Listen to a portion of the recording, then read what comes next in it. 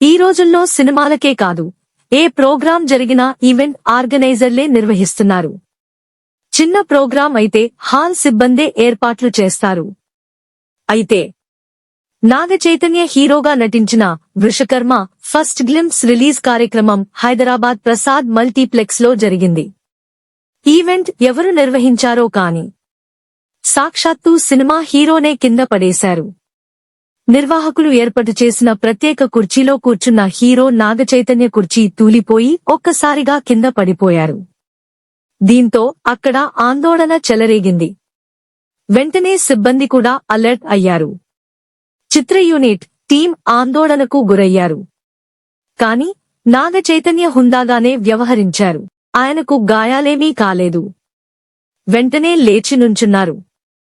పక్కనున్నవారు alert అయి నాగ చైతన్యను పట్టుకున్నారు.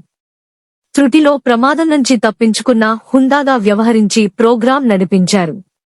దీంతో అందరూ ఊపిరి పీల్చుకున్నారు. అసలే హీరో, పైగా నిరంతరం జాగ్రత్తగా ఉండాలి. అటువంటి పరిస్థితుల్లో నిర్వాహకులు ఎంత జాగ్రత్తగా ఉండాలి.